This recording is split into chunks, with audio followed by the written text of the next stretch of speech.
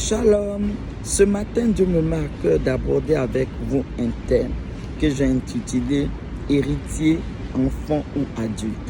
Il y a deux types d'héritiers. Il y a l'héritier enfant et l'héritier adulte. Et la Bible dit que aussi longtemps que l'héritier est un enfant, il est placé sous des administrateurs et des tuteurs. Ça veut dire c'est d'autres personnes qui gèrent et gardent sa part d'héritage. Et je pense que les espions israélites, lors de l'exploration de la terre de Canaan, ont rencontré ces géants et ils nous font une belle description de tous ces géants. Ils ont décrit ces géants comme des hommes de haute taille, à tel point qu'ils se voyaient devant ces géants-là comme des sauterelles. Et ils ont même ajouté qu'il était quasi impossible pour eux de venir à bout de ces géants par leur propre force. Amen.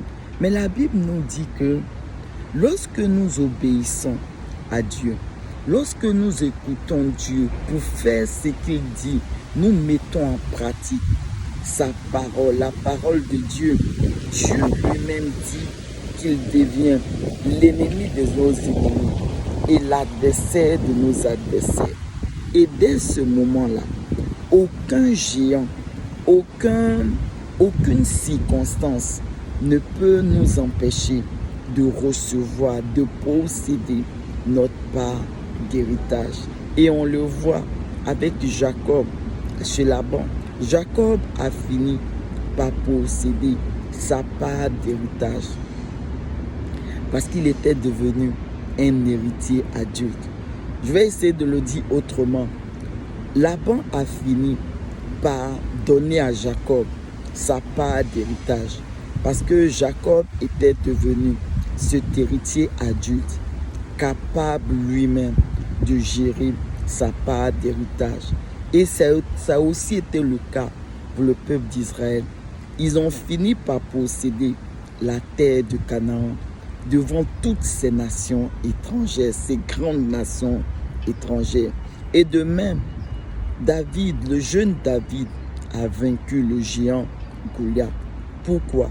Parce qu'ils sont arrivés à un niveau de leur marche avec Dieu où ils ont payé le prix, où ils ont accepté de mourir en eux-mêmes pour accomplir, pour obéir à Dieu, leur Père.